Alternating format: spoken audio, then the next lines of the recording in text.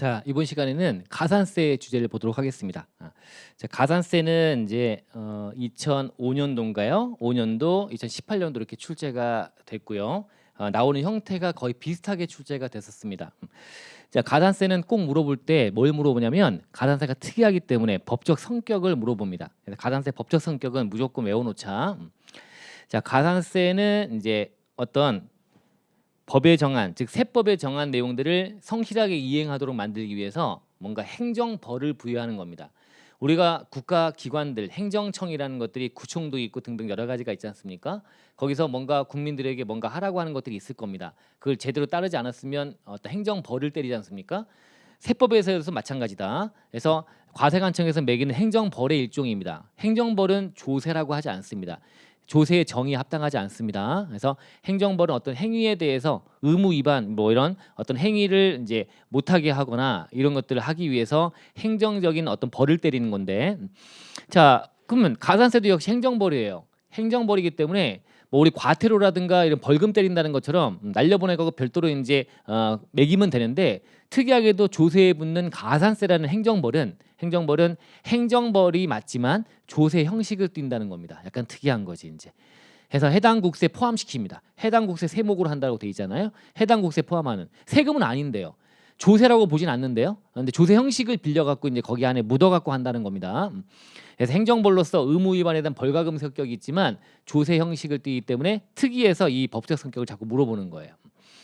그리고 국세를 깎아줄 때요, 감면해줄 때 이제 가산세는 감면 대상에 해당하지 않습니다. 감면은 이쁘니까 감면해 주는 건데 가산세는 뭐가 이뻐요? 잘못한 건데 가산세는 감면하지 않습니다. 그래서 세액 감면 나오고 가산세가 따로 나오잖아요. 우리 계산 구조를 쭉 보시면, 그래서 우리 계산 구조 안에 가산세가 들어가 있죠. 법인세 계산 구조, 소득세 계산 구조 할 때 가산세가 마지막쯤에 붙지 않습니까? 그래서 가산세는 해당 국세 세목으로 같이 하지만 그 안에서 구조를 보신다면 또 감면과는 달리 감면해 줄 때 가산세는 감면하지 않습니다. 이렇게 보시면 되고요.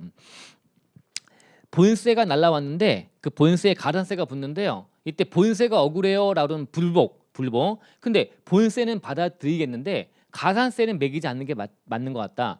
가산세 부과처분은 이거는 타당하지 않은 것 같다. 그럼 가산세 자체도 세금의 형식을 빌려서 왔기 때문에 이거에 대해서 별개의 과세처분으로 봐가지고요, 독립해서 불복 대상이 된다는 게 좀 특이합니다.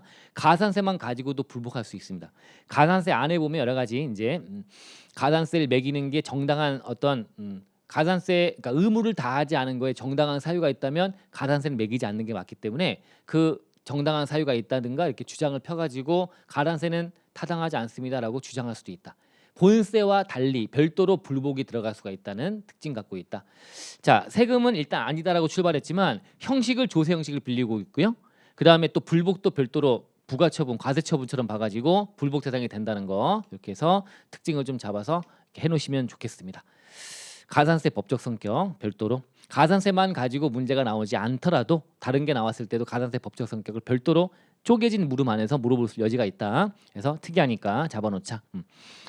자, 그럼 가산세에서 이제 각각 개별세법이라는 법인세법, 소득세법 등등 거기에 공통적인 거를 모아서 일반세법인 국기법으로 이관돼 있는 거 아닙니까? 그게 신고에 대한 거, 납부에 대한 거, 원천인수등 납부지연 이런 것들이 다 여기 들어와 있는 거다.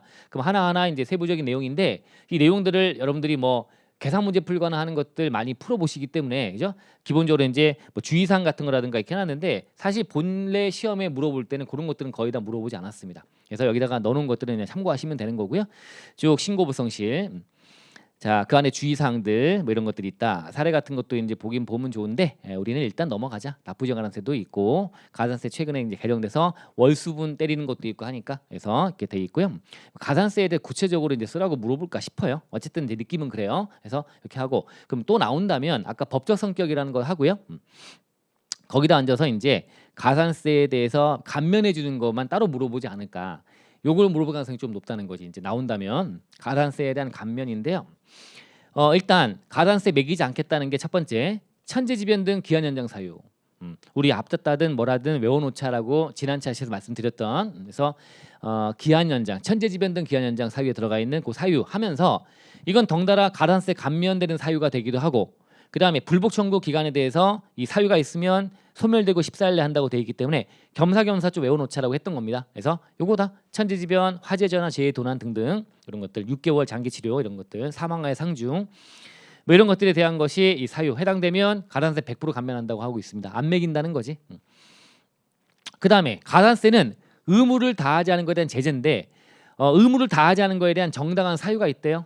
의무 불이행에 대한 정당한 사유가 있대끔 그때는 매기지 않는다고 되어 있습니다. 이때 정당한 사유가 있는 경우라고 하는 거에 대해서 이제 어떤 집행 기준이라든가 이런 것도 증명되는 게 그게 기왕에 시험에 나왔던 거잖아요. 이 정당한 사유가 있는 걸로 볼 건지 말 건지에 대해서 다툼이 있는 거 그런 것들이 출제가 된 바가 있습니다. 그래서 그런 것들 위주로 좀 잡아놓자는 겁니다. 일단 2번 정당한 사유가 있다면 체크하시고요. 그다음에 3번이 이제 세법 해석에 관한 질의 회신. 과상한청에다가 이제 물어본 거예요. 질의 회신 받은 거야. 그에 따라 신고 납부 등을 했는데 이후에 말 바꾸기 한 거지. 이게 신의칙 개념 아닙니까? 그죠? 그래서 자 그러면 가산세를 매기지 않는 게 맞겠죠, 그죠? 이후에 번복된 과세 처분했다. 납세자가 모르니까 궁금해서 물어본 건데 그에 답변 받아갖고 행위한 건데 이거는 가산세를 매기면 안 되겠지. 네, 그런 느낌. 자 그다음에 4번이 의료비 세액공제 관련된 얘기죠. 일단 실손보험금, 실손 의료보험금을 받았다면, 그죠? 그러면 내가 100만 원만큼 냈다가 실손보험금을 90만 원만큼 받았다면 내 부담은 10만 원밖에 안 되는 거니까, 그죠?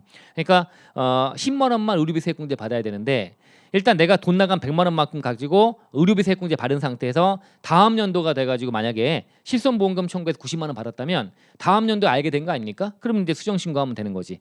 저 100만 원 넣어서 받았는데 잘못 받았어요.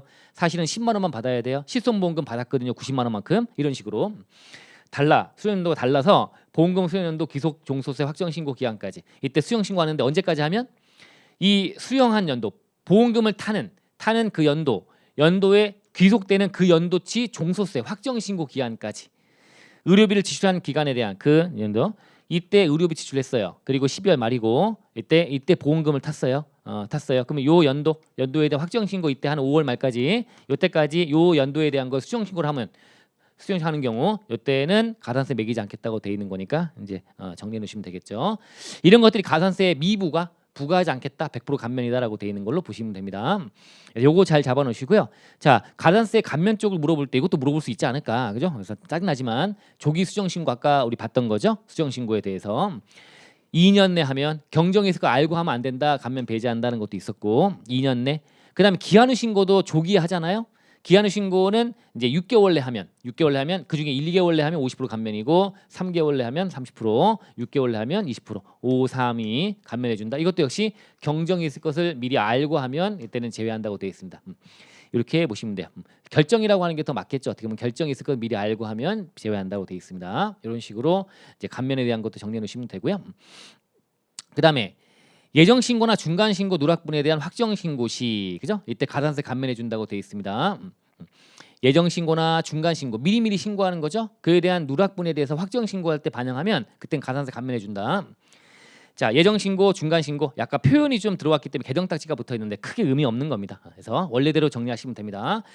예정 신고나 중간 신고 미리미리. 중간 신고는 우리 청산소득 법인세 같은 거 중간 신고하는 거죠.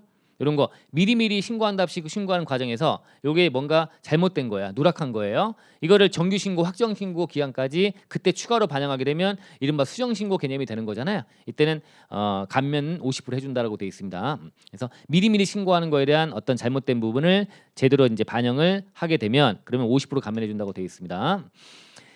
자, 이게 이제 미리미리 신고한 거에 대해서 나중에 할 때 감면이 50% 감면이 되기 때문에 이게 우리 수정 신고에 관련된 감면, 조기 수정 신고. 여기 가 보시면 조기 수정 신고하면 감면이 90, 75 등이 되는 거 아닙니까? 그럼 요 안에서 자, 이게 중복 대수가 있어요. 그럼 높은 거 받는 거야. 그래서 결론적으로는 얘들이 일단 높잖아요. 50%는 딱 똑같고요. 어쨌든 요거 돼 버리면 요걸 받으면 됩니다. 그러니까 우리가 미리미리 어떤 신고한 거를 놓친 거를 다음번 확정 신고할 때 반영하는 것도 수정 신고처럼 취급하는 거지. 그렇다면 이때는 이제 요때 중복되니까 요걸 받으면 된다. 그러면 리을은 30%고 얘가 20% 10%. 요거네 요거. 리을 미음 비읍. 요게 원래 수정 신고하면 이렇게 감면 받는데 이게 만약에 미리미리 예정 신고나 중간 신고 이런 것들에 대한 거라면 여기 리을 미음 비읍 돼 있을 거야. 여기 돼 있네요. 리을 미음 비읍에도 불구하고 30, 20, 10인데 요거에 불구하고 50% 감면해 준다고 돼 있습니다. 원래 기역 니은 디귿은요. 원래 50% 또는 90% 75%니까 더 높아요. 그걸 받으면 되고 받으면 되고 아니면 요거 받으면 된다. 리을 미음 비읍에도 불구하고라고 돼 있네요. 이렇게 보시면 됩니다. 그래서 큰 거 받으면 된다고 생각하시면 된다라고 써 있네요. 그죠? 그래서 부가세 같은 경우에 우리 문제 풀 때 많이 나오잖아요. 예정 신고 들어간 걸 확정 신고 때 반영하게 되면 3개월 내니까 75% 감면 받는 게 수정 신고로 본다면 요걸로 본다면 50%인데 얘가 높잖아요. 그 70% 감면 받는 걸 하는 거죠. 그렇죠? 이렇게 한다. 자, 예정 신고나 중간 신고 같은 경우에도 이제 그래서 요거에 대해서 이제 신고 안 한 무신고 개념. 그럼 기한 후 신고 요거에 대해서 50% 감면해 준다고 돼 있습니다. 확정 신고 기간까지 기한 후 신고하게 되면 50% 감면해 준다고 돼 있습니다. 이것도 조기 기한 후 신고에도 불구하고라고 돼 있어요. 아까 그 감면되는 거 얘가 높죠, 그죠? 50% 감면이 요거 받으면 됩니다. 얘는 그냥 심플하게 얘가 크네요, 그죠? 50%가 아까 50, 30, 20이잖아요, 그죠? 이렇게 돼 있으니까 자 이렇게 돼 있는 걸로 보시면 되고요. 자 기타의 경우라고 돼 있는 게 이제 세법에 따른 제출 등의 기한이 지난 후에 뭔가 제출하시오. 언제까지 하시오. 근데 그게 못했대요. 기한 지나서 1개월 내에 하면 협력 의무를 빨리빨리 해줘라 이거죠. 하면 50% 깎아줄게라고 돼 있습니다. 이거 알고 계시고요.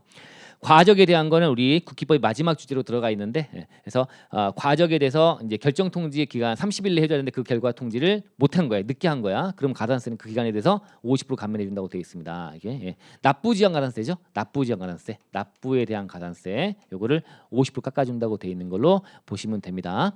그래서 요게 기출 문제로 등장했잖아요. 기출 문제 여기 얻어서 그러니까 섞여서 나올 수가 있다는 거야. 딱 요거만 물어보는 것이 아니라 그렇지만 요거만 물어볼 수 있다고 생각하고 정리해 주시면 좋겠다. 그래서 자 나머지 내용들 막 복잡하게 보지 말고요. 요것만 감면되는 것만 가산세. 아까 첫 번째 뭐랑 가산세 법적 성격과 그다음에 가산세 감면되는 것만 천재지변 등 연장 사유에 해당되면 감면된다. 정당한 사유가 있다면 감면된다. 그다음에 물어보고 질의회신, 그다음에 의료비 관련해서 실손보험금 청구해서 받았을 때 조기 수정 신고하면 조기 기한 후 신고하면 됐고 그다음에 미리미리 예정 신고나 중간 신고 먼저 하라고 돼 있는 거에 누락분을 확정 신고 등에 반영하면 그때는 50% 감면인데 수정 신고랑 중복될 수 있으니까 이때는 높은 거 받는다는 개념으로 좀 접근하시면 된다. 그다음에 뭔가 하라는 걸 안 해가지고 제재가는 가산세 매길 때 늦었더라도 한 달 내에만 하면 50% 깎아준다.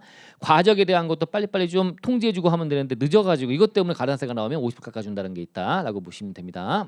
자 그리고 좀 더 얹어서 이제 기타. 자 우리가 이제 소득 구분 잘못 신고는 이제 사례화돼서 나올 가능성이 좀 있으니까 다른 주제 할 때, 자 이거에 대한 여러 가지 다툼, 소득 구분에 대한 다툼은 소득세법이나 이쪽 안에서의 어떤 구분 잘못했을 때 그런 것들에 대해서 얹어지는 걸로 나올 수 있기 때문에 잡아놓으시면 좋겠어요. 자 소득 구분을 잘못 신고했대요. 그 우리가 가산세가 이제 신고 부성실이 무신고, 그 다음에 뭐 과소신고 이런 게 차등해서 무신고는 20%고요, 과소신고 10%고 막 그렇지 않습니까? 자 이거 할 때 이제 소득 구분을 잘못 신고하면 일단 신고는 한 거잖아. 근데 제대로 신고 못한 거지. 그러면 무신고로 봐야 되느냐? 아닙니다. 그래서 무신고로 보지 않고 신고 적용하지 않는다. 소득 구분 잘못 신고하게 되면 소득 구분을 잘못한 거예요. 그렇다면 신고를 한 거기 때문에 무신고로 보지 않는다는 게 있고 납부 지연 가산세는 적용한다고 보시면 됩니다. 자 그래서 소득 구분 잘못 신고. 자 우리가 무신고로 볼 거냐 과소신고로 할 거냐 이거는 우리가 사실은 제척 기간 관련된 얘기는 우리가 안 보고 기출됐으니까 넘어갔지만 그쪽에서 의미가 있고 한데 어쨌든 일단 요것만 갖고 정리하는 게 맞겠네요. 소득 구분을 잘못 신고했다면 신고는 한 거기 때문에 무신고로 보지 않는다라고 하는 거 하고 그다음에 가산세 중과에 하는 부정행위, 가산세를 중과 세게 때리는 거죠. 그래서 부정행위로 인한 경우 가산세가 40% 가잖아요. 40% 부정행위.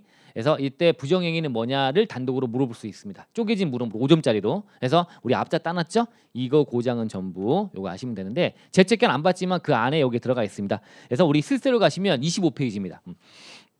쓸세에 가시면 25페이지예요.